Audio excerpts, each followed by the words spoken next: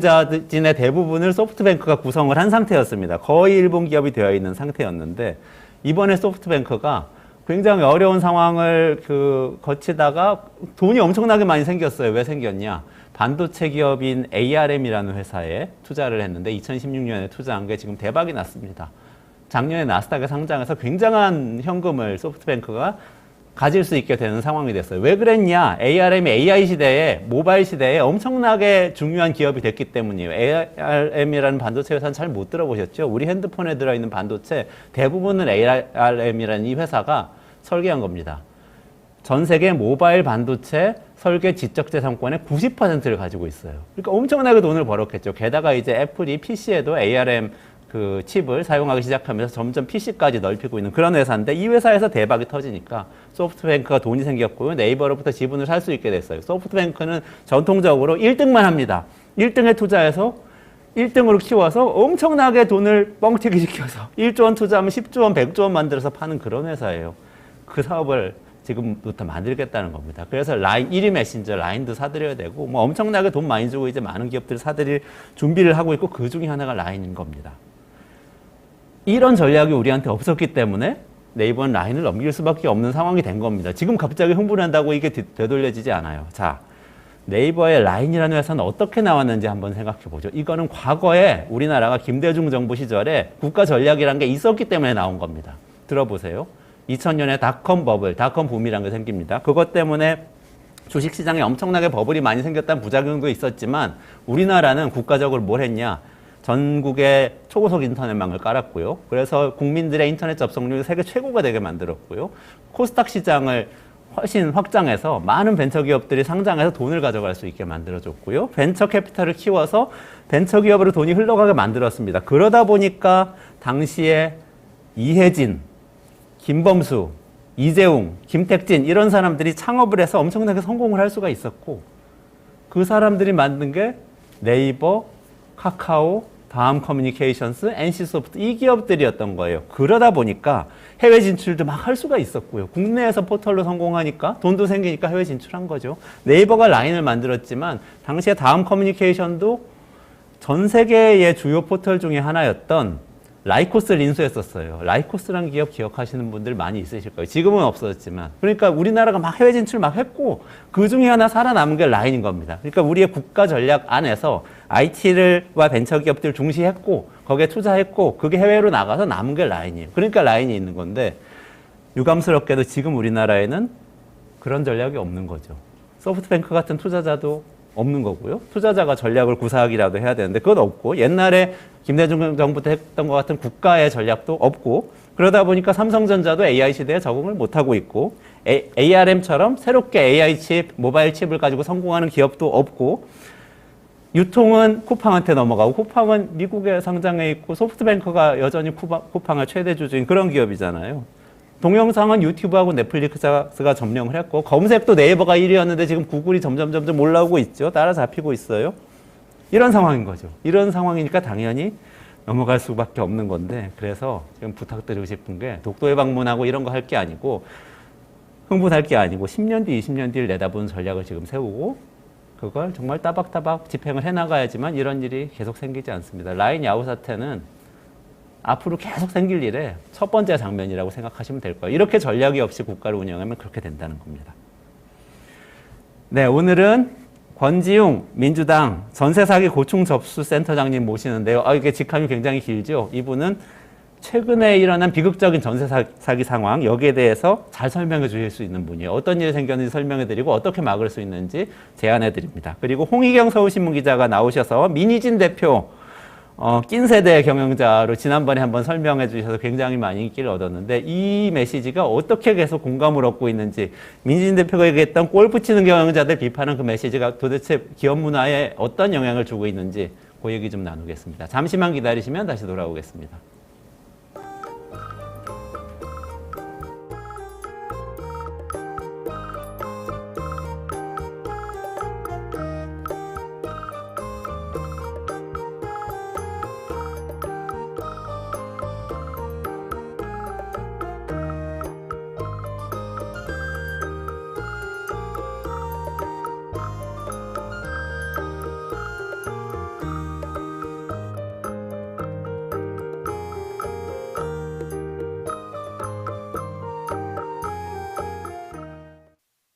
점상 런칭 기념 하반기 업종 전략 3인 3색 강연회. 5월 25일 하반기 유망업종 전망은 사전 등록으로 선착순 100명 참여 가능. 김민준의 답은 AI 반도체. 최병훈의 반도체 대 2차 전지 비교 분석. 김봉만의 2차 전지와 조선 수익의 길. 점상 구독자는 강연회가 무료. 점상 구독자란 점상 추천주, 라이브 요약본부터 점상 강연회 참여 등 다양한 프리미엄 콘텐츠를 누릴 수 있습니다. 지금 점상을 구독하고 홈페이지에 등록하면 강연회가 무료. 점상과 함께하는 특별 강연회. QR코드를 인식해 확인해보세요. 네, 안녕하세요. 이원재 끝내주는 경제. 지금 굉장히 어려운 상황에 있는 전세 사기 피해자들에 대한 이야기 오늘 좀 해보고 전세 사기 왜 계속 일어나는지 하고 어떻게 막을 수 있는지 이야기 좀 들으려고 하는데요. 그 말씀 해주실 수 있는 가장 좋은 분을 사실 모셨습니다. 지금 직책은 민주당 전세 사기 고충 접수 센터장이신데요. 사실은 시민사회에서 이 주거 문제를 한번 해결해 보려고 엄청나게 오랫동안 노력을 하신 분이세요. 그럼에도 불구하고 여전히 이렇게 젊으신 권지웅 센터장님 모시겠습니다. 안녕하세요. 네. 어서 오세요. 안녕하세요. 반갑습니다. 반갑습니다. 네. 소개해 주신 권지웅입니다. 네. 오늘 전세 사기 관련해서 말씀해 주신다고 하셨는데 사실 주거 문제 오랫동안 관심 가지셨죠?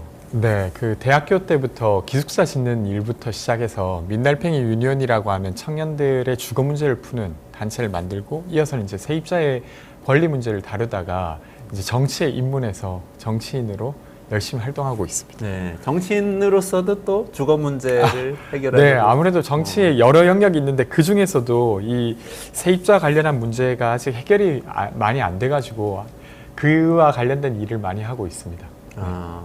이게 정말 비극적인 일이긴 한데 나오셨으니까 여쭤볼 수밖에 없을 것 같아요. 얼마 전에 또 뉴스에서 전세 사기 피해자 한 분이 비극적인 극단적 선택을 하셨잖아요. 근데 좀 궁금한 게 왜 이런 일이 계속 이어지는 거죠? 어떤 상황이었는지 좀 설명을 해주시고 뭐가 문제인지 좀 이해를 시켜주시면 좋겠어요. 이 전세 사기라고 하는 이 사건이 발생하는 건 사실 보통 딱 들으셨을 때 좀 더 꼼꼼히 봤으면 안 당했을 텐데 이렇게 생각하실 수는 있겠지만 실제로는 그렇진 않습니다. 변호사라든지 기자라든지 국토부 공무원, 심지어 LH라고 하는 기관까지도 전세 사기를 당하고 있는 상황이라 개인의 어떤 능력의 여부로 피해갈 수 없는 상황이라는 걸 이야기 드리면서 작년부터 전세 사기 피해자들이 스스로 목숨을 끊기 시작하셨어요. 그리고 법이 만들어지고 법 개정안이 올라와 있음에도 불구하고 5월 1일 날 30대 여성인 그리고 아이도 있었던 여성이 스스로 또 목숨을 끊은 사건입니다. 그분은 이제 8,400만 원의 전세금을 가지고 집에 들어갔었는데 그것들 전부를 돌려받지 못하는 상황이었어요. 그리고 현행법으로도 아무런 구제책이 없었기 때문에 이분은 전세사기 특별법 개정안에 대해서도 개정안을 만들려고 활동도 직접 많이 하셨던 분이에요. 그러니까 직접 나오셔서 마이크도 잡고 그리고 어제 이분과 관련된 거기 건물을 제가 다녀왔는데 거기 건물에 계신 분들이 이분이 사실 피해 구제에서도 매우 적극적이어서 담당 공무원이 이분이 돌아가셨다는 소식을 듣고 매우 슬퍼했다는 이야기를 할 만큼 그러니까 어떤 희망을 찾으려고 했음에도 불구하고 스스로 그 희망을 찾을 길이 없어서 이런 선택을 할 수밖에 없었던 게 아닌가 싶습니다. 모임에 나와서 뭐 발언도 하고 요구도 하고 그런 활동을 하시던 분이었다는 말씀이시죠? 네네. 그럼 굉장히 적극적인 분이신데 네네. 뭔가 다른 우울해서 뭐 너무 소극적이어서 그런 분이 전혀 아니에요. 그렇죠. 문제가 해결 안 돼서 돌아가신 건데 지금 이런 일이 좀 연이어서 벌어지고 있죠? 네네. 몇 분이나 그러니까 지금 됐나요? 피해자 대책위와 언론을 통해서는 저희가 8명 정도가 전세사기 피해자였다가 사실상 전세사기 피해로 직간접적으로 돌아가셨다 이렇게 이야기하고 있고요. 그중에 스스로 목숨을 끊으신 분이 대다수고 어떤 분들은 사실은 아르바이트를 2-3개를 더 하다가 30대인데 뇌출혈로 돌아가신다든가 이런 것들은 과로라고 봐야 된다고 저희는 봤기 때문에 그런 것들을 포함시켰는데 사실 제가 알고 있기로 알려지지 않는 피해자의 죽음도 있습니다. 왜 그러냐면 유가족분들이 그렇게 알리고 싶지 않다라고 해서 한 피해까지 치면 훨씬 더 많다고 봐야 됩니다. 그렇군요. 네.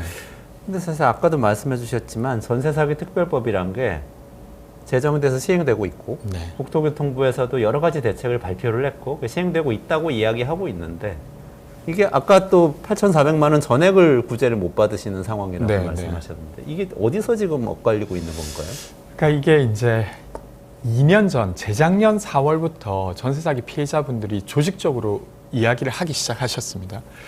근데 그때 이후로 작년 6월 정도나 되어서야 전세사기 특별법이 제정되게 되었는데, 요약하면 현재 만들어져 있는 전세사기 특별법은 전세사기 피해자로 인정된 사람에게 주거 지원을 한다고 생각하시면 됩니다. 그러니까 쫓겨나지 않게 하거나 아니면 쫓겨날 경우에 다른 임시거처를 마련하게 해주는 법이라고 생각하시면 되고요.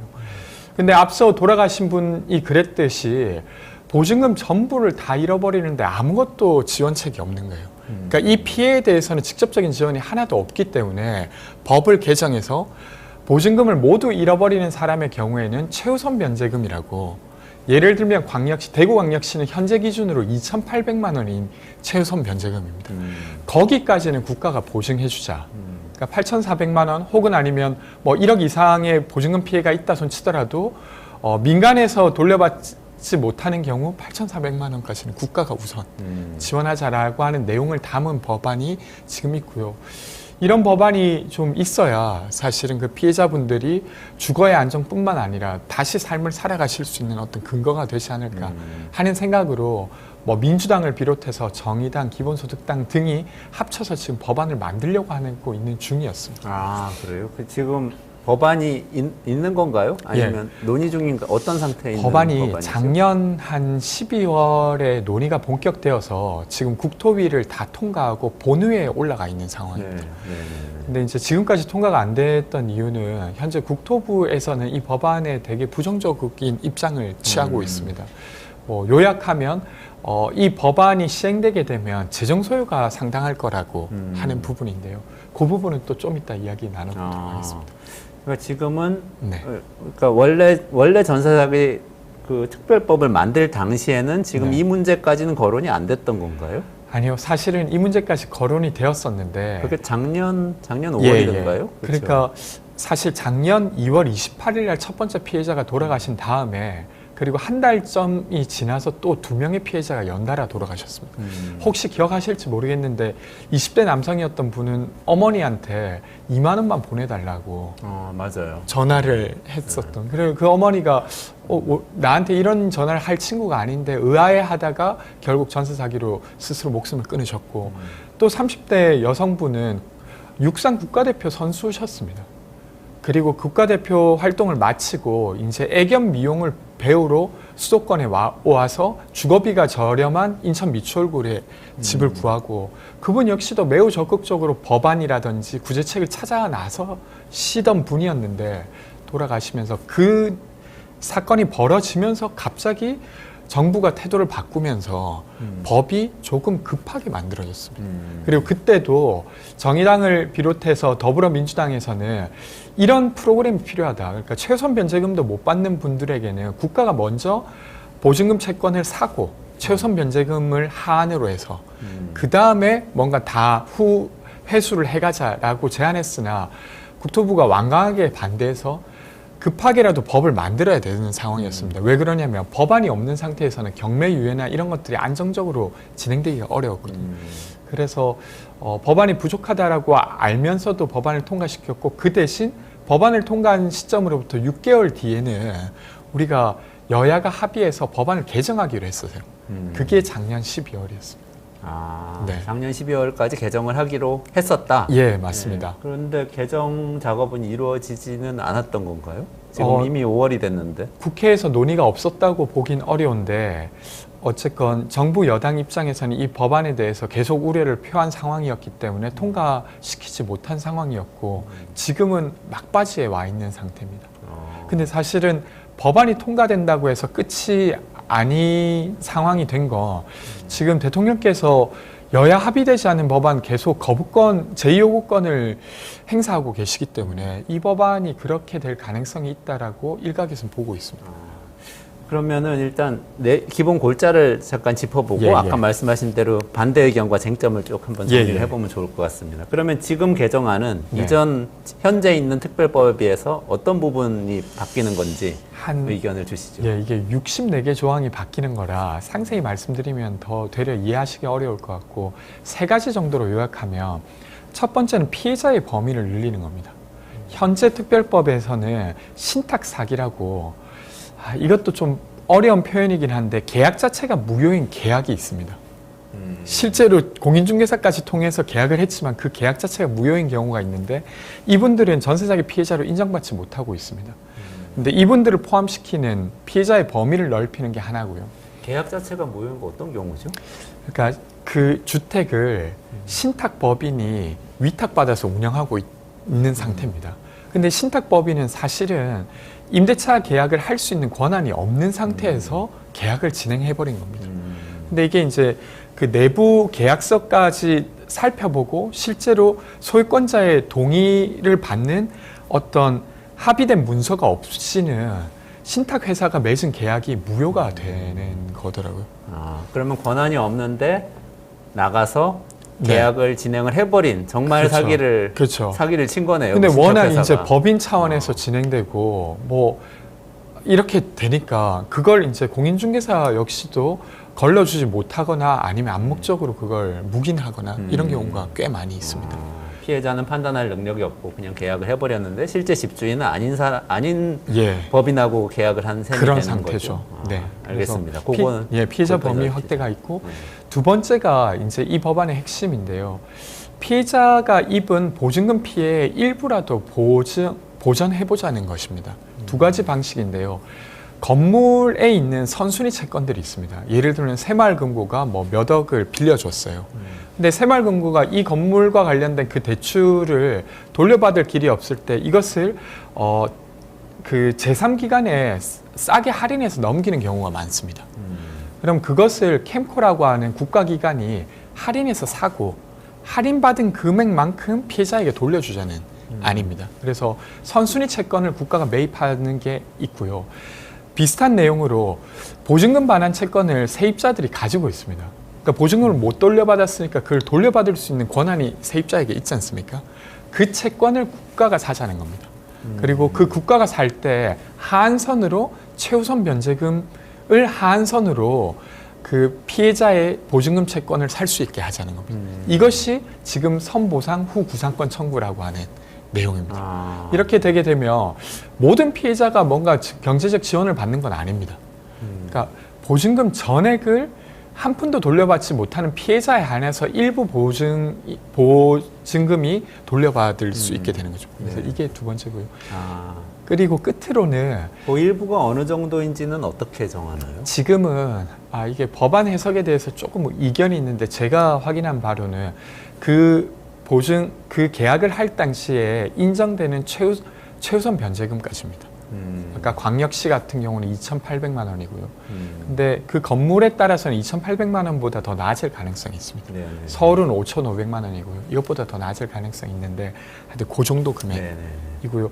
지금 피해자들의 평균 보증금 금액은 조사에 따라 조금씩 다른데 한 1억 3천에서 1억 4천 사이입니다. 네. 네. 그러니까 엄청 큰 금액으로 들어가신 분들보다는 소위 이제 빌라나 이런 곳에 들어가신 그러네요. 분이 거의 대부분이시고 네. 투룸 정도 이렇게 있고요. 그렇군요. 끝으로 이제 법안 중에 하나는 지금 그 피해자들의 주택은 임대인이 없어진 상태입니다. 근데 주택 관리는 돼야 하지 않습니까? 그럴 경우 그 이제 임대인들이 모여서 새로운 임대 관리인을 지정할 수 있으면 좋은데 지금 그런 것들이 안 됩니다. 법적으로 소유권자가 여전히 주택관리인을 지정할 수 있어요. 그러니까 주택관리 이슈가 계속 발생하는 겁니다.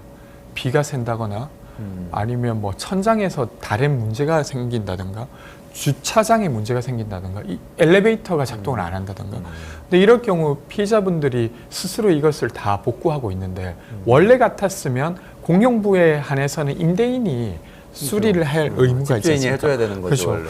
그래서 이런 부분을 좀 지방자치단체가 적극적으로 개입할 수 있는 조항 이런 것들이 포함되어 있습니다. 이렇게 세 가지 정도입니다. 그렇군요. 확실히 제일 중요한 거는 그 어쨌든 전세 보증금을 어느 정도라도 네. 하여튼 국가에서 그렇죠. 보전을 해준다. 예, 우선 보전을 해주고 예. 나중에 뭐 구상권 청구해서 네, 받아낸다. 맞습니다. 요 네. 부분이 핵심적인 것 같네요. 네. 반대 의견이 많다고 하셨는데 어떤 것들이 있습니까? 그러니까 이게 이제 사실은 국가가 이런 방식으로 개인의 어떤 주택 개입했던 적이 없진 않습니다.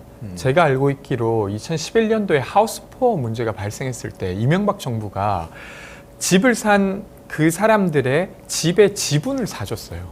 그러니까 지분을 사줌으로써 이자 부담을 덜었던 거죠.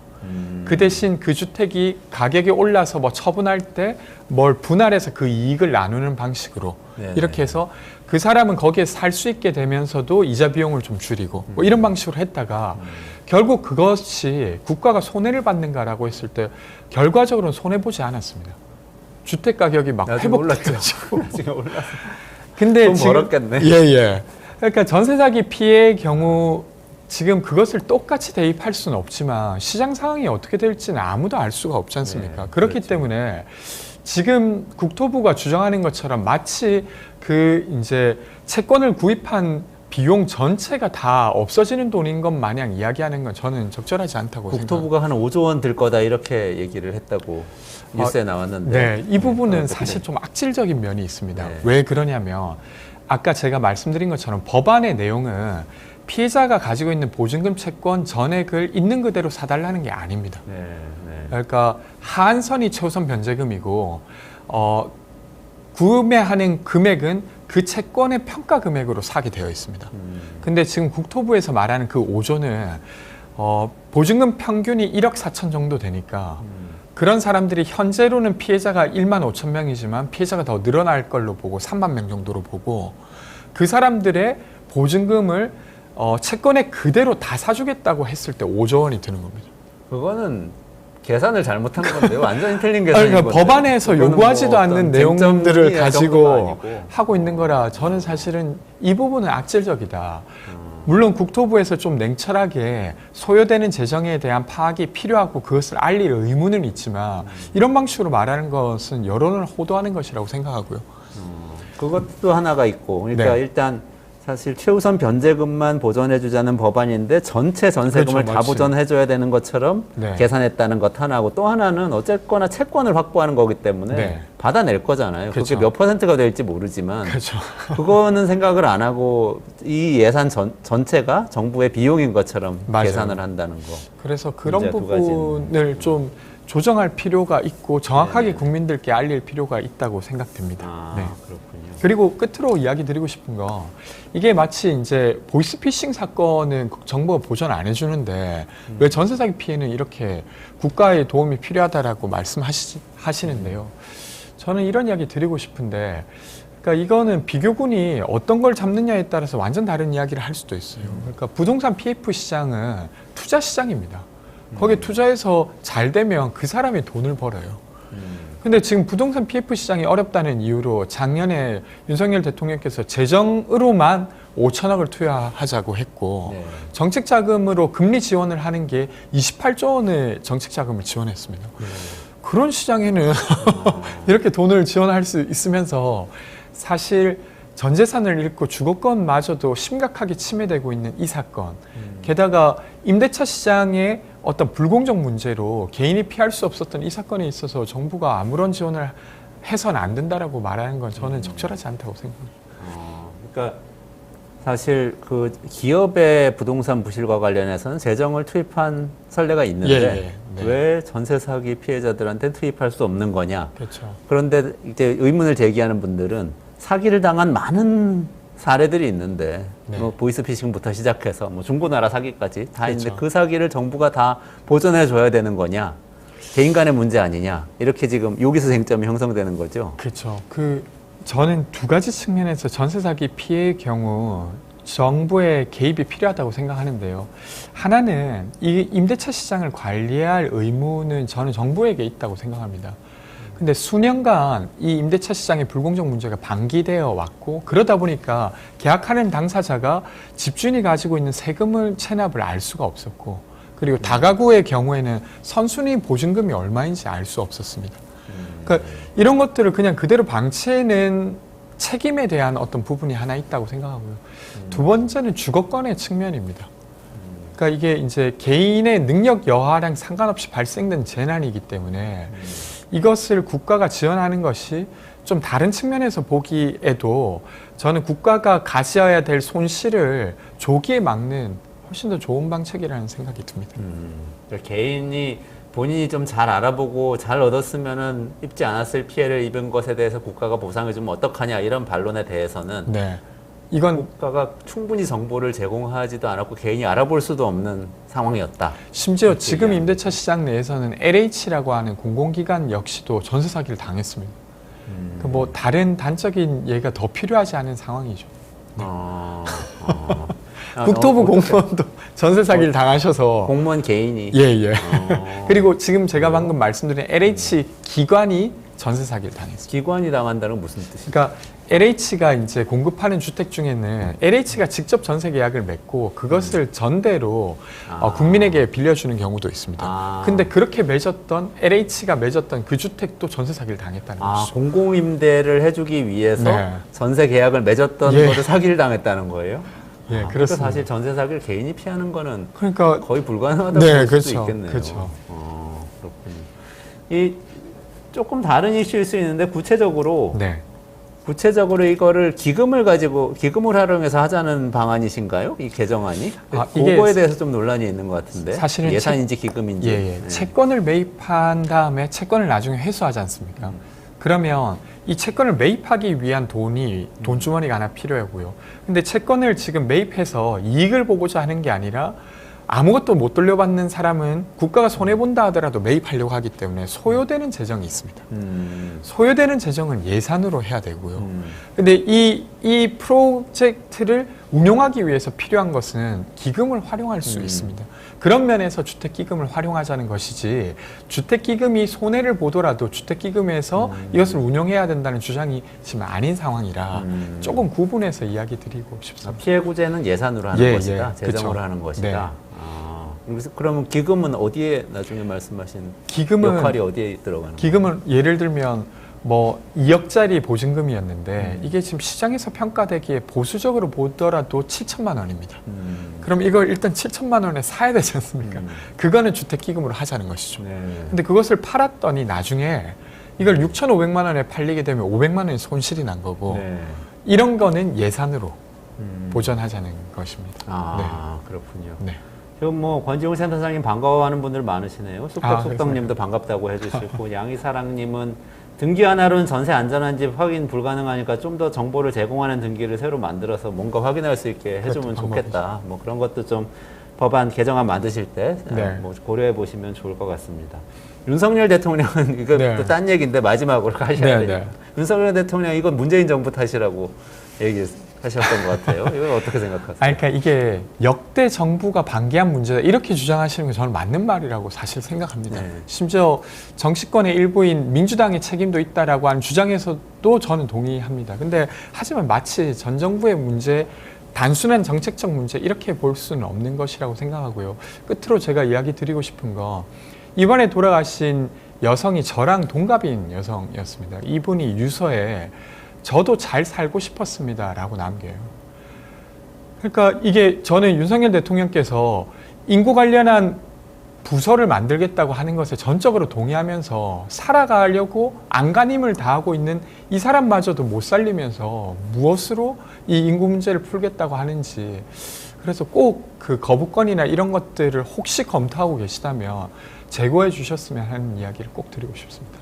네. 지금 민주당에서는 단독으로라도 처리해서 보내겠다. 지금 이런 입장인 건가요? 단독은 아니죠. 정의당도 동의하고 기본소득당도 동의하고 그렇죠. 네. 지금 야당들이 다 동의하고 네. 있는 상황입니다. 여당만 빼고 예, 다 예. 같이 네. 보내겠다 이런 네. 입장이신 거죠. 네. 거부권 행사하지 말고 좀 받아주시면 좋겠네요. 네네. 권지용 민주당 전세 사기 대책위원회 공동센터장님. 공동센터장. 네. 죄송합니다. 이름이 전세 사기 고충 접수센터 공동센터장님 예. 네, 모시고 정말 중요한 말씀 나눴는데 그 전세 사기는 사회적 재난이라는 거 다시 한번 강조하면서 예. 보내드려야 되겠어요. 네, 고맙습니다. 고맙습니다. 수고하셨습니다. 고맙습니다. 네. 네, 조금만 기다리시면 홍희경 기자님하고 민희진 대표와 이 새로운 경영자들 이야기 나누겠습니다.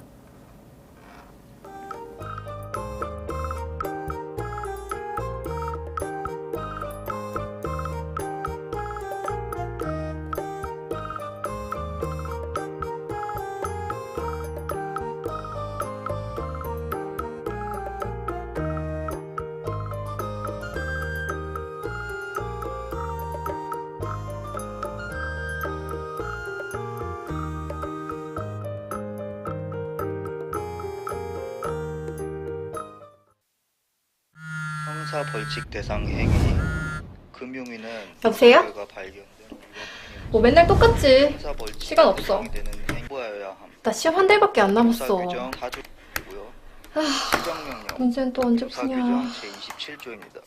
응. 지금 먹으려고.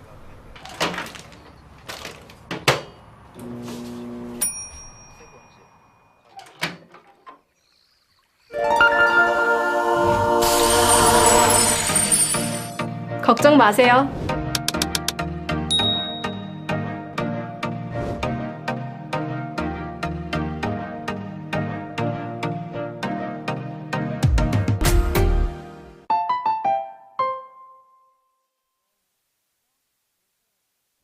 네, 이원재 끝내주는 경제 새로운 코너 시작입니다. 네, 잡스. 어떠세요? 코너 이름? 잡스. 뭔지 궁금하시죠? 잡스를 계속 같이 하실 홍희경 서울신문 기자님 나오셨습니다. 안녕하세요. 어서 오세요. 안녕하세요. 네, 직접 설명해 주시죠. 잡스 고정물인데 이제 어떻게 운영하실 건지. 고정물입니다.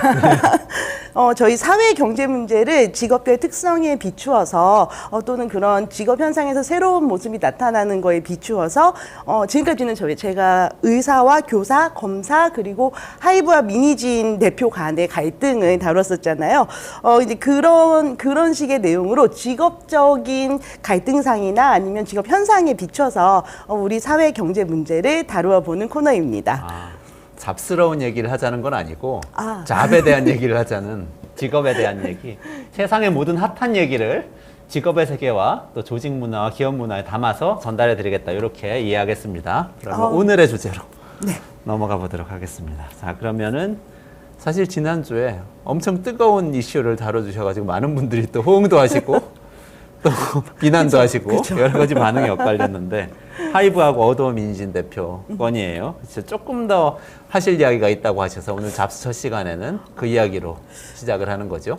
예, 이게 내용이 되게 생각보다 많이 어려워가지고 저도 좀 피하고 싶었지만은 또 이제 반박하시는 분도 많으시고 또 그러니까 되게 반응이 양극화되어 있는 것 같아요. 그래서 제 취지가 조금 설명이 덜 된 것 같기도 해서 한 번 더 준비를 해봤습니다.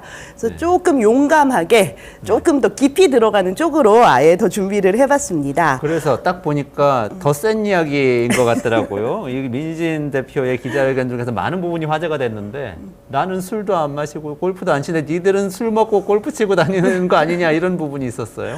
그 부분에 대한 얘기라면서요. 예, 이게 지금 기자회견을 한 지가 상당히 됐는데도 지금 이슈가 계속 가잖아요. 근데 이게 마치 롱테일처럼 쭉 이슈가 가다 보니까는 저는 여자라서 그런지 취재를 하다가 보면은 뭐 마음이 잘 맞고 얘기가 잘 된다라고 하다 보면 살짝 여기 커밍아웃 하듯이 무슨 마약 거래 하듯이 미니진이 나야 이 조직에서 약간 이런 식으로 고백하는 분들이 계세요 실제로. 그래서 이게 정말로 약간 페미 이슈로 갈 수도 있겠구나, 여자들이 특히 공감하는 부분이 많구나라는 생각을 조금 체감을 하고 있었습니다.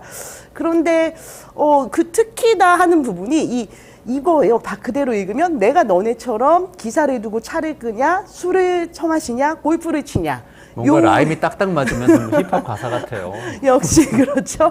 역시 민희진 대표의 그 힙함이 나타나는데, 근데 이 얘기를 되게 많이 여기에서 카타르시스를 느꼈다라는 분이 되게 많으세요. 근데 심지어는 재밌는 거는 정말 골프를 너무 좋아하셔서 주중에도 가끔 휴가 써서 나가시는 여자분들 경우에서도 나 이 발언에 너무 공감했다라는 얘기를 하세요. 그래서 저희가 대표님 저기 골프 치셔야잖아요. 이렇게 물어보고 이제 뭐 아니면은 다른 그 정서를 좀 살펴보니까 결국은 그것은 골프를 치냐 안 치냐의 문제가 아니라 골프장이나 이런 곳에서 사적인 얘기를 나눈 것이 기업의 정책이 되고 기업의 어떤 방향성을 바꾸고 이런 부분에 대한 문제 의식인 것 같아요. 그래서 골프라는 말을 흡연구역이라든지 아니면 사우나 아니면은 룸사롱. 그러니까 이런 거죠. 그래서 저희가 주로 이제 이거는 미국 연구에서 많이 나오는 것들이 여성 임원들이 1차 승진에서 여성들이 직장 생활을 할 때 1차 승진은 뭐 스무스하게 올라가지만 2차 승진을 할 때는 일의 성과와 별도로 그 회사에서 필요한 조직 문화라든지 아니면은 이 회사에서 지금 딱 필요한 조직의 뭐 업무라든지 이런 거를 파악하지 못해서 승진해서 밀리는 경우가 되게 많다라는 연구들이 많잖아요. 그리고 그리고 그렇다면은 이 조직에서 지금 필요한 자질과 업무 특성은 무엇이냐는 결국은 이렇게 그 남자들만의 아까 얘기했던 뭐 골프장이나 흡연구역이나 사우나나 아니면은 그들만의 리그에서 조금 결정이 된다. 그래서 이것이 되게 구조적으로 여성들에게 불리한 부분이다. 이 부분을 좀 자각을 한 게 이 발언에서 비롯된 것 같다는 생각이 들었습니다. 아, 그러니까 기업 내에서 어떤 정보를 공유하는 특정 폐쇄적인 집단이 있고 그들이 그게 뭐 어떤 때는 룸살롱, 어떤 때는 골프장, 어떤 때는 뭐 흡연구역에서 담배 피우면서 뭐 오가는 정보에 의해서 의사결정 다 이루어지고 열심히 일하는 우리는 일만 하고 있는데 왜 저런 의사결정이 일어나는지 알지도 못하고 개입도 못하고 이런 상황이 이어졌는데 민희진 대표 골프 발언에서 딱 이렇게 네. 클릭된 거죠. 그 감정이. 그래서 예. 공감했다. 이런 예. 얘기네요. 그런 것 같습니다. 네. 그래서 이 민희진 대표의 그 얘기가 사실은 저는 X세대 안에서의 내분이라고 지난 시간에 말씀을 드렸었는데요. 그래서 사실은 X세대는 요즘은 물론 꼰대 세대라고도 불리고 또 낀대 세대라고도 많이 불립니다. 낀대 세대요? 네, 그래서 꼰대 아니고 낀대? 네, 맞습니다. 낀대는 끼어 있다는 뜻인가? 그렇습니다. 아. 586과 MG 사이에 끼어 있다라는 건데요. 특히 이제 MG나 586 같은 경우보다 그 X세대는 70년대생이 딱 한정이 돼 있어가지고 이쪽 세대가 조금 그 아마 범위가 작을 거예요. MZ세대는 거의 20년을 포괄을 하잖아요. 그러다 보니까는 수적으로나 이런 게 조금 밀리면서 낀대 세대라는 말이 많이 나오고 있습니다. 근데 골프 문화가 이 X세대 중에서 낀대 세대를 보여주는 좀 약간 핵심적인 얘기인데 그것도 민희진 대표를 조금 개입을 하면은 양상이 조금 달라집니다. 무슨 말씀이냐면은요. 사실 40대는 50대와 더불어서 골프를 가장 많이 치는 그런 세대로 분류가 됩니다. 그런데 민희진 세대, 그러니까 90년대 후반 학번들 지금 40대면서 70년대생인 요 세대에서는 이 낀대라는 말을 유독 많이 하고요. 아까 그래요? 화면에 잠깐 보였던 낀대 패싱이라는 책이 있었는데요. 네네. 이 책도 70년대 후반생들이 이 얘기들을 많이 합니다. 70년대 전반생들, 그러니까 방시혁 의장의 세대에서는 우리가 끼었다라는 얘기가 생각보다는 많이 안 나와요. 여기에 대한 문제의식이 70년대 후반이나 아니면 80년대 초반, 즉 세기 말 즈음해서 대학을 다녔던 그 사람들에게서 맨날 나오는 얘기가 이거예요.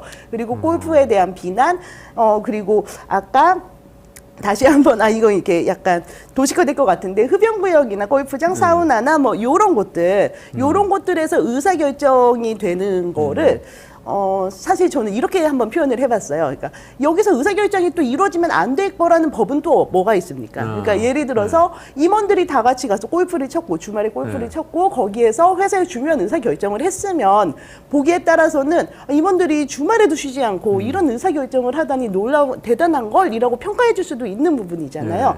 근데 이거를 저는 기업 의사결정의 속인주의라고 보겠습니다. 그러니까 즉 누가 의사결정을 하는데 또 누구의 승진이라든지 다음에 주력할 업무 같은 거에서 그런 거를 결정할 때 누가 결정했는지가 중요하다는 거, 속인주의. 그렇죠. 근데 반면으로 그러면은 골프장 안 되고 사우나 안 되고 흡연구역 안 된다고 하면은 그럼 어디서 의사결정을 해야 되나요?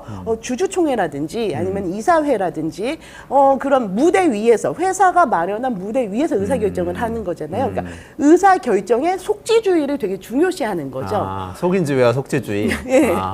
그런데 그 저희가 표현이시네. 주로 MZ 세대를 되게 공정성 같은 거를 중시하는 세대라고 얘기를 하잖아요. 그래서 이런 의사결정의 속지주의, 즉 절차적으로도 투명하고 공정해야 된다는 의식은 사실은 MZ 세대 쪽에 더 많이 있는 내용입니다. 그러니까 어떤 결정이 났으면 그 결정이 어떻게 났는지를 설명할 수 있어야 되고 재현할 수 있어야 되고 그게 기록되어 있어야 되고라는 거를 절차적 공정성으로 본다면은 아마 그런 거겠죠. 그럼 민희진 대표가 얘기하고 또 많은 여성들이 공감했던 그 골프장 발언에서는 이런 의사 결정이 중요한 거는 속인주의가 아니라 속지주의로 결정을 해야 된다. 절차적 공정성을 했어야 된다라는 항변에 가까운 얘기로 좀 받아들여지는 아. 부분이 있다고 보는 겁니다. 결정 과정 자체가 투명하고 공정해야 된다, 공식적이어야 된다. 비선 라인에서 비선 실세들이 뭐 모여서 하면 안 네. 된다, 뭐 이런 얘기에 속하는 얘기다. 예, 그래서 사실은 그 맞다이라는 말이 네. 이쪽 속지주의에서 내 앞에서 갖고 와서 하자라는 맥락으로 보면은 우리 다 보는 데서 한 판 해, 뭐 이런. 예, 골프장과 맞다이가 사실은 좀 자매어가 될 수도 있는 그런 부분이 싸울 있다는 거면 거죠. 이사회에서 싸우자, 뭐 이런 네. 식이 될 수가 있겠네요. 근데 말씀하신 그게 아까 처음에 페미니즘하고 관련된 이야기일 수도 있다고 말씀하셨는데 네. 그렇게 해석할 수도 있나요? 사실 그렇게 지금 말씀하신 대로 해석하면 속인주의 안에 속인주의라는 것 자체가 뭐 남성들 중에서 뭔가 잘 나가는 조직 내에 인사이더들의 모임이 있고 그들끼리 골프도 치고 술도 마시고 뭐 이래서 우린 소외돼서 잘못됐다 이렇게 생각하는 걸 수도 있잖아요. 예, 그래서 미니진 세대의 여성들의 조금 독특한 점을 저는 보인다고 얘기를 했던 건 말씀을 드렸던 건데요. 그 말씀드렸다시피 뭐 여자도 골프 치러 가면 되고 사실 뭐 또 못할 거는 없지 않습니까? 그 공간에 그 원하는 여성이 가 있으면 되는 건데 기존에는 그 수의 적음과 많음은 있겠지만 기존까지 그러니까 저희가 약간 지난번에 말씀드렸던 강한 여자가 살아남는 그런 조직 문화에서는 보통 토큰 여성이라고 하죠. 그러니까 한 명을 끼워주는 방식. 그러니까는 이런 사적인 의사결정. 근데 사적인 의사결정은 또 다르게 보면은 약간 브로맨스가 흐르는 그런 의사결정, 결속력이 강한 의사결정 방식일 수도 있으니까요. 거기에 되거나 아니면은 거기에 잘 적응한 여성이 들어가서 그 문화를 만들었다고 하면은 지금은 그렇게 하기에는 여성의 그 수가 좀 많은 거죠. 미니진 세대로 들어와서는요. 그렇게 닦이기에는. 근데 만약에 예를 들어서 이건 뭐 좀 1차라는 그 논점에서 1차랄 수도 있는데 민진 대표가 하이브 같은 거대한 기업을 만들었어요. 결국 성공을 해서. 그래서 이분은 커피 타임을 해요. 커피 타임에 초대받은 사람들은 한정돼 있어. 근데 그러면 초대 안 받은 사람은 다 비슷하게 이게 세대 문제나 성별 문제가 아니고 그냥 거기 속하지 못했기 때문에 겪는 어려움을 똑같이 다 겪는 거 아니에요? 사실 이게 좀 완벽하게 준비를 하고 왔는데 저도 그 부분이 가장 걸리는 부분이었습니다. 그리고 실제로 아마 우리 회사, 내가 다니는 회사를 지금 다 생각을 해보시면은 남성들이 모이는 것보다 여성들끼리 모이는 게 더 많다라는 생각을 솔직히 많이 하실 것 같아요. 왜냐하면 아침 뭐 커피 타임이라든지 말씀하신 대로 그렇지만 여러 그런 이야기들은 약간 회사 안에서의 뭔가 소문을 퍼뜨린다든지 아니면은 어떤 일이 발생을 했을 때 그 뒷얘기에 대한 해설을 전달한다든지 약간 이런 식으로 작동을 하는 반면에 되게 중요한 이야기는 마치 회사를 떠난 다른 공간에서 예를 들어 골프장이나 이런 곳에서 허심탄회하게 남성들이 얘기하면서 결정하는 그런 권력 관계, 기존에 갖고 있던 그 권력 관계 자체가 남성 위주 문화에서는 그쪽에 좀 더 편중되어 있어서 이런 현상이 나타나는 것 같습니다. 근데 마찬가지겠죠. 아무래도 여성들 같은 경우에도 똑같이 커피 타임으로 하든지 아니면은 뭐 정말로 뭔가 이렇게 사적인 모임에서 결정을 하는 것은 비난을 많이 받겠죠. 아니, 저는 또 얼핏 드는 생각이 골프장에서 뭔가 의사결정을 하는 것보다는 항상 골프를 같이 치는 사람들의 모임이 거기에 존재한다는 것. 그리고 그 사람들의 이해관계가 어떤 의사결정할 때 은연중에 계속 그렇죠. 관철된다는 거. 그런 부분들이 이제 또 중요할 것 같아요. 근데 그 골프 모임을 만드는 데에 사실 뭐 특정한 성향의 사람들은 못 끼어들어가지. 젊은 분들이나 여성분들 못 끼어들어가고 골프 안 치는 사람 못 끼어들어가니까 그런 문제를 제기한 게 아닌가. 예, 그리고 사실은 그 전에, 그러니까 일단 저희가 생각할 거는 골프는 죄가 없다는 거죠. 그렇죠. 아니, 골프는 또 많이 치시잖아요. 30대, 그렇죠. 40대도 많이 치는데. 그리고 사실 골프는 지금 되게 좋은 운동이고, 그리고 골프는 뭐 이런 내가 무슨 야심이 있어서 치는 것보다는 정말 좋아서 즐기는 인구도 정말 점점 늘어나고 있기 때문에 그게 있다는 거는 아니고요. 다만 그러면은 미니진 대표를 그 골프 문화에서 낀 세대로 보는 이유를 다시 한번 여기서 조금 더 짚고 들어가자면요. 바로 지금 말씀하신 거기에서 문제가 있는 것 같습니다. 그러니까 MZ 세대가 코로나 동안에 골프를 참 많이 이제 유입이 됐잖아요. 근데 여기는 이제 보면은 그 자기들끼리 재미로 놀려고, 그러니까 그 진짜로 골프를 즐기려고 또는 골프 의상이라든지 골프와 관련된 문화를 즐기려고 하는 경우가 많았습니다. 그런데 586 세대라고 할까요? 여기에서의 골프는 조금 저희가 생각하는 것과 좀 덧칠한 이미지가 있었던 게 사실입니다. 그리고 사실은 MZ 세대가 골프로 유입될 때 모두가 이걸 박수치면서 좋아했던 이유는 우리가 그 과거 골프에 대해 가졌던 여러 가지 부작용이나 이런 거를 좀 떠올렸기 때문이에요. 이게 집단 기억이 있다고 생각을 하는데요. 예를 들면은 예전에 정말로 뭐 황제 골프 이런 문제도 있었고, 공무원들이나 아니면은 뭐 그런 공직에 있는 분들이 약간 접대성으로 골프를 하는 경우도 있었고요. 그리고 말씀드린 대로 이렇게 회사 안에서 약간 임원이 되는 트랙으로 뭔가 자기 라인 세우기 요런 식의, 그러니까 골프 하면은 약간 로비용으로 좀 들어가던 그 시절이 있었습니다. 그런데 다시 MZ 세대 골프는 그렇지 않잖아요. 그러니까 어떻게 보면은 만일에 뭐 여성이든 남성이든 상관없이 이 골프 문화가 586 세대부터 이어졌던 그 골프 문화가 쭉 이어졌다면은 내가 좋아하는 후배 다음에 임원시킬 후배를 발탁을 해가지고 그 모임에 끼워주고, 그래서 다시 4명의 조를 짤 때 그게 이렇게 계속 플로어가 진행이 됐겠죠. 그런데 어느 순간에 지금 저희가 눈 떠봤더니 MG는 그런 골프를 치지 않고 있는 겁니다. MG면은 팀장급이기 때문에 사실 이게 한 10년, 20년 전이면은 이 MG가 요 임원들과 이제 골프를 치면서 회사 안에서는 한 2계급, 3계급 위지만 골프 칠 때는 그냥 4명 1개 줘. 이런 식으로 친분을 쌓을 수 있고 또 그런 감정이나 의사소통을 할 수 있는 기회를 주고 요런 식의 비공식적인 회사 문화가 사라진 거죠. 그래서 저희는 사실은 이렇게 많이 분석을 했어요. MG 골프는 다르다. 그리고 그렇지만 여전히 386 골프, 386 그룹가, 그러니까 40대, 50대의 골프 문화는 남아있다. 이렇게 분류를 하면서 중간에 이 낀 세대인 미니진 세대가 골프를 어떻게 생각하는지에 대해서는 아무도 관심이 없었던 겁니다.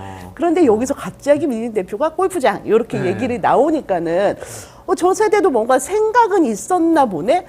분명히 골프 문화는 그 특유의 골프 문화는 갖고 있지 못한데 저 세대도 뭔가 골프에 대해서 자기만의 상을 갖고는 있나 보네라는 생각을 좀 하게 된 거죠. 그러니까 골프라고 하면은, 그러니까 예를 들면 언론사에 계시니까 기업의 홍보 담당자들이 언론사를 접대하는 방법으로도 굉장히 많이 사용됐었잖아요. 예, 맞습니다. 그죠? 요즘은 뭐 김영란법이나 이런 것들 때문에 그렇게 그렇진 않겠죠? 같이 치거나 그런 게 많지는 그렇게 않을 것 같긴 하기가 한데. 사실은 어려워졌죠. 그렇죠. 네. 그래서 이 골프가 지금 중간에 이렇게 갑자기 낀 세대가 생기고 MG 골프 문화가 확 바뀌고 하는 것 중에는 사실은 제도적인 변화도 상당히 큰 것 같아요. 그러니까 김영란법이 말씀하신 대로 골프 접대 골프를 좀 없앴는데 많은 일조를 했고요.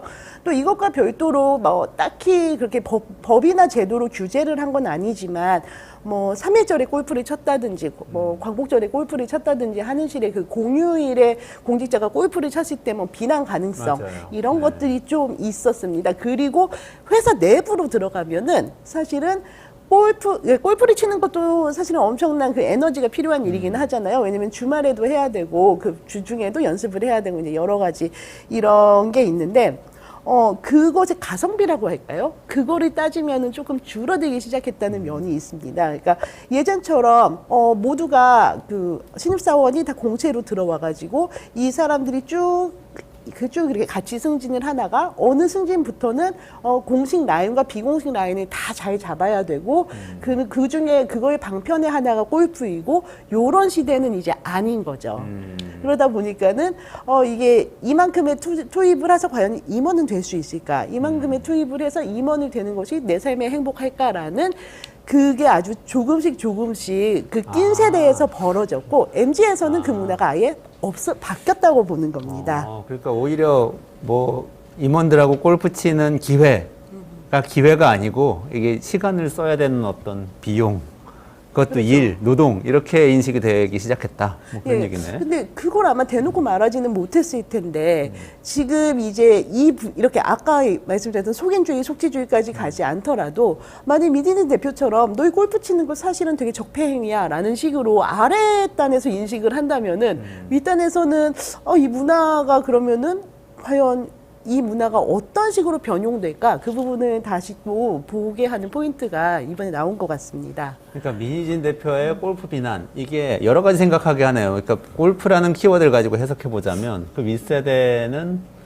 골프는 비즈니스다. 그래서 당연히 법인카드로 치는 거지. 여기서부터 시작해서 굉장히 다른 방향으로 가고 골프 치러 나가는 건 일하러 나가는 거다. 주말에도 나 열심히 일하고 있다. 이렇게 갔는데 민희진 대표 세대는 아니 이게 무슨 소리지? 저분들은 골프만 치고 술만 마시고 다 법인카드로 회사 비용으로 하고 있는데 나는 배민이나 시켜먹고 일만 열심히 하는데 일하면서 생긴 네트워크는 영향력이 없고 이런 소외감을 얘기를 한 반면에 그 아래 세대 MZ 세대는 아예 전체를 쿨하게 골프 치러 임원들하고 같이 나가는 것 자체가 나에게 너무 힘든 노동이기 때문에 각부작 안 하고 싶다. 골프는 좋지만 내 돈으로 치겠다. 네. 이렇게 지금 달라졌다는 거죠. 예, 그 문화가 되게 빨리 변한 거죠. 그러니까 생각보다는요. 근데 실제로 저도 70년대 후반생이라고 지난번에 커밍아웃은 했는데요. 그럼 저는 골프를 칠까요, 안 칠까요? 치시나요? 안 치시나요? 아니 이건 비밀로 하고요. 근데 제 주변에도 정말 제 또래에도 당연히 골프 너무너무 치고 하는 사람들이 많아요. 네. 당연히 그렇지 않겠습니까? 주말에 사실 저희가 그렇게 막 그런 페이드를 보고 이런 경험이 그러니까 되게 좋은 경험이고 또 거기에 이제 취미가 있는 사람도 많으니까요. 근데 이제 이 세대에서 조금 나오는 게 그 우리 선배들 세대에서 골프를 이쯤 되면은 칠 때가 됐다라고 이렇게 딱 그 정해져는 그 나이대가 있잖아요. 그 나이대 생각보다 제의가 많이 안 들어왔다는 거예요. 그러니까 그러니까 이 문화 변화는 상당히 되게 광범위하게 일어나고 있었다라는 부분이 좀 보여주는 대목 같습니다. 이너서클이 위쪽엔 있는데 아래에 새로운 신입 이너서클 멤버를 영입을 안 한다. 이런 얘기일 수도 있겠네요. 그렇기도 하죠. 그리고 저는 기자라서 김영란법 그 저촉을 받지만은 김영란법 저촉을 안 받는 직군도 여전히 있잖아요. 그러니까 그렇죠. 그쪽에서도 예를 들면은 뭐 비즈니스적으로 골프를 칠 기회가 많이 줄어들었다는 거죠. 문화 자체가 바뀌고 있다는 점도 있고 그러면 민희진 대표 세대가 사실 지금 뭐 이렇게 소외감을 피력하시긴 했지만 이분도 뭐 천억대 부자라는 뭐 그런 얘기도 있고 네. 이분들이 성장해서 주류가 될 때쯤에는 정말 문화가 완전히 싹 바뀌어 있을 수도 있겠다. 이런 말씀이신 거예요. 예, 그렇습니다. 그러니까는 그동안에 저희는 문화가 바뀌면은 그때 보잖아요. 근데 어떤 세대는 정말 낀 세대라고 자기들이 지칭을 하면서 위에는 맞추고 아래는 좀 무시하고 아래는 이렇게 계승시키지 않고 요런 세대가 있습니다. 그리고 사실 이거는 아마 모든 세대가 자기들이 다 그랬다라고 생각을 하실 것 같아요. 예를 들면 586도 낀 세대라고 본인들이 지칭을 많이 하는데요. 예를 들면 이런 거죠. 우리는 부모님을 모시고 살았는데 이제 우리는 부양받지 못한다. 이런 의미에서는 586도 분명히 그 부분에서 낀 세대입니다. 이런 식으로 낀 세대가 아닌 세대가 사실은 없겠죠. 그런데 이 민희진 세대에서의 약간 특이한 점은 뭐 저출산 고령화라든지 그런 인구 이슈가 그러니까 인구가 감소하는 쪽으로 변하면서 조직 문화나 이런 쪽에서 그런 쪽에서의 낀 세대 양상이 매우 많이 드러나고요. 이거는 그래서 그동안 그러면은 여기는 그냥 뭐 마치 중재자처럼 또는 통과하는 파이프라인처럼 이 낀 세대는 그냥 무시하고 넘어가면 돼라고 생각을 하게 되면은 나중에 갑작스러운 변화를 마주하게 된다는 거죠. 그 파이프라인이 그대로 윗세대와 아랫세대들이 연결이 되어서 쭉 흘려보내는 게 아니라 그 안에서 약간 골프 문화에 대해서도 조금의 변화가 생기는 거고 뭐 아니면 다른 분야에서도 변화가 생기는 거고 한데 우리가 그 부분을 놓치게 되면은 나중에 정책이 되게 안 맞을 확률이 높아진다고 지금 보는 겁니다. 근데 저는 조금 슬픈 생각이 드는 게 그 낀 세대가 윗세대의 안 좋은 문화를 어쨌든 안 좋은 문화라고 꼭 해야 될지 모르지만 과거의 문화를 온몸으로 막은 다음에 아래는 계승을 안 해준다고 줄 거라고 말씀을 하셨는데 40대에 있는 그 낀 세대가 사실 제가 볼 때 위기거든요. 왜냐하면 지금 40대들이 우리나라 평균 퇴직 연령, 주된 직장의 퇴직 연령은 평균 49세예요. 그러니까 지금 4, 5년 뒤면은 다 퇴직하셔야 되는 그런 평균적으로 그런 상황에 있고 과거 같으면은 그 윗세대는 뭐 정년까지 채우시고 나가셔야 치킨집도 하시고 뭐 이렇게 여러 가지 다른 사업하시면서 살아갈 수 있는 방법이 있었는데 지금은 이제 자영업도 다 포화 상태고 할 수 있는 게 없단 말이죠.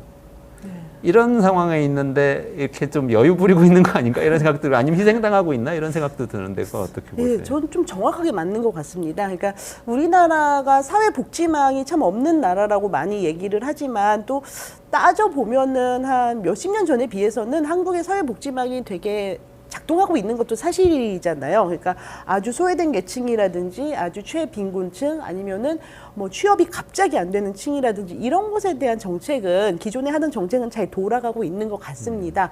그렇지만 기존에 없었던 정책인데 새로운 문제가 일어나는 부분 이런 부분에 대해서는 새로운 정책을 발명한다고 할까요? 새로 시작하는 부분은 좀 미진한 것 같아요. 그리고 말씀하신 대로 이낀 세대 그 40대 부분의 고용 지표가 지금 심상치 않은 것도 맞습니다.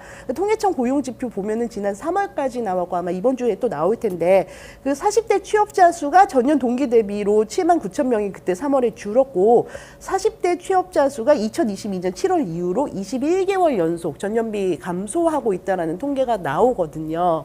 그리고 이 40대 취업자 수의 감소는 사실은 이것도 약간 그 미니진 세대 그쪽으로 조금만 더 연결을 해보면은 그 전에 세대는요, 사실은 저희가 그런 얘기가 있었잖아요. 누구나 직업의 끝은 치킨집이다. 누구나 망한다. 라는 얘기를 했었잖아요. 그러니까 그 전에 아마 실업의 수준이라든지 아니면은 그 첫 직장에서 그만두는 그 연령대가 내려오는 그 가파름은 그 전이 더 심했을 수도 있었지만 그분들은 뭔가 우르르르 해가지고 우르르르 퇴직을 한다든지 뭐 우르르르 치킨집에 맞는다든지 해가지고 실제로 사회 문제화되는 그 부분들이 있어서 사회복지망이 아니더라도 그 부분 산업정책에 의해서 조금씩 그 메꿔지는 부분이 있었는데요. 이 40대 후반생들 같은 경우에는 한국의 호황을 크면서 많이 봤지만 성인이 돼서 직장 생활을 한 다음부터는 한국이 쭉 잠재 성격으로 내려가는 모습을 본 세대이기 때문에 그만큼 대비를 되게 많이 한 거죠. 그래서 우르르르 어디로 가지는 않고 모두 지금 큰 통계에서는 보이지 않게 사라져 있습니다. 그런데 지금 정책은 여기를 역시나 지나가는 파이프라인으로 보고 이쪽 그 양쪽의 정책, 고령층의 직장에 대한 정책, 청년층의 정책만 하면서 요 파이프가 지금 사라져 있는 거죠. 근데 아마 이 부분을 제대로 보지 않는다면은 양쪽 어딘가에서 둘 다 뭔가 급격한 변화로 인한 문제가 생길 거라고 저는 좀 봅니다. 정책의 핵심은 뭐가 돼야 될까요? 그러면 뭐를 40대 이 세대한테 필요한 정책이 있다고 한다면 청년과 노년 정책이 아니고 그러면 일자리와 관련된 게 돼야 될까? 직업 전환?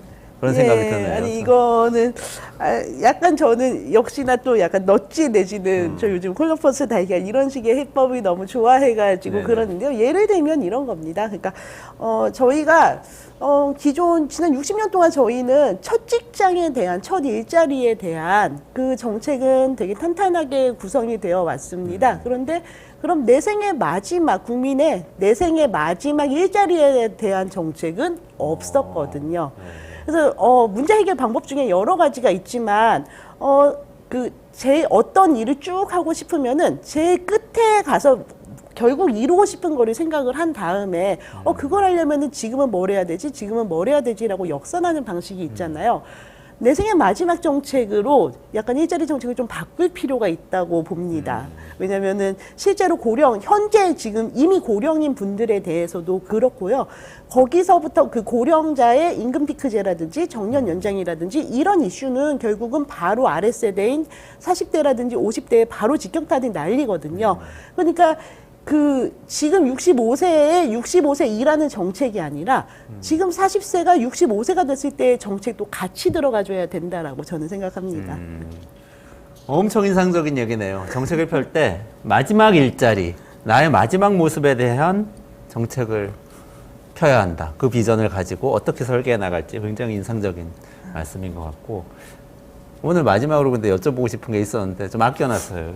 제가 칼럼 중에 좀 도발적인 제목인데 보수연 민희진을 감당하시겠습니까? 이런 제목의 칼럼이 있더라고요. 혹시 보셨어요? 예, 저 봤습니다. 아이고 저거 보고 인상적인 게 계속해서 그 세대가 주류가 되고 있다고 하니까 그럼 정말 민희진 대표 같은 분이 우리 회사 대표님이 되셨을 때 내지는 뭐 난 엄청 보수적인 사람인데 민희진 대표님이 무슨 재벌 총수도 뭐 그런 모습일 때 그런 사회는 어떤 사회일까 이런 생각이 들었어요. 혹시 보셨으면 감상 여쭤보고 싶고 마무리해야 될 것 같습니다. 저 그 칼럼 되게 인상적으로 봤고요. 사실 오늘 제가 이제 말씀드린 것 중에서 급격한 변화 때문에 당황하게 될 수 있다. 그러니까 이 변화 이렇게 그 브릿지 또는 낀 세대의 변화를 이렇게 주의 깊게 보지 않으면 급격한 변화로 당황스러울 수 있을 거다라고 말씀을 드린 게 사실은 그 조선일보 칼럼을 보고서 좀 생각을 했던 부분입니다.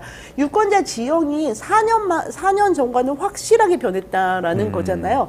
근데 모든 변화라는 게 그렇게 극적으로 한 번에 뒤집어지는 변화가 있을 거라고는 보지 않습니다. 다만 조용히 산발적으로 그리고 뭔가 큰 변화, 그러니까 가시적으로 보이는 큰 변화 사이에서 그거를 조율해가는 방식의 변화를 저희가 놓쳤기 때문에 유권자 지형이 4년 전과 또 달라졌네라는 게 매우 충격으로 다가올 수도 있겠다라는 생각을 했었습니다.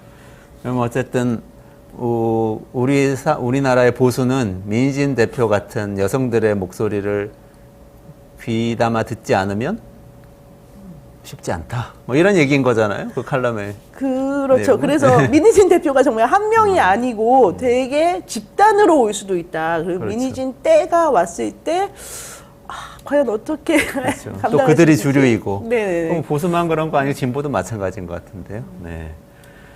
민희진 대표가 주류가 된 사회에서 어떤 일이 벌어질까? 우리 회사에는 어떤 모습이 되고 또 우리 사회는 어떤 모습이 될까? 그런 이야기 홍익영 기자님하고 오늘 나눴는데요. 잡스 첫 시간인데 어떠셨어요? 약간 일단 마련해 주셔서 너무 감사하고요. 네. 제가 과연 잡을 다 이렇게 총괄할 수 있을 만한 네. 시야가 있을지는 모르겠지만 채워 나가도록 하겠습니다. 네, 2주일에 한 번씩 알차게 채워주실 거라고 믿겠습니다. 2주일에 한 번씩 월요일에 이 홍익영 기자님하고 잡스 찾아뵐게요. 오늘 말씀 감사합니다. 감사합니다. 네, 수고하셨습니다. 네, 이원재 끝내주는 경제 매일 점심 12시 30분에 라이브 진행합니다. 내일도 12시 반에 다시 라이브로 찾아뵙겠습니다. 고맙습니다. 수고하셨습니다. 네.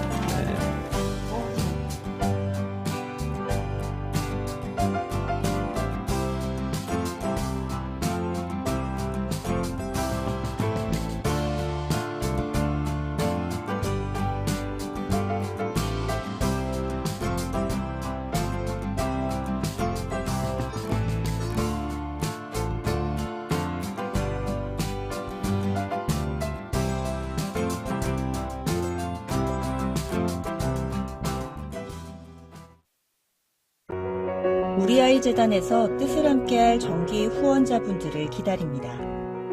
우리 아이 재단은 한반도 어린이를 위한 재단입니다. 배고픈 어린이들에게 영양 가득한 국수를 보내고 영유아 자폐 조기 검사 지원, 베이비박스의 이유식 정기 배달, 중증장애 및 취약 아동들을 지원하고 있습니다. 따뜻한 손길을 이어주는 분들께 우리 아이 팔찌와 감사 선물을 드립니다. 지속적인 지원을 통해 더 많은 어린이들에게 도움을 줄 수 있도록 정기 후원자가 되어주세요. 후원 문의 02-2128-3344, 2128-3344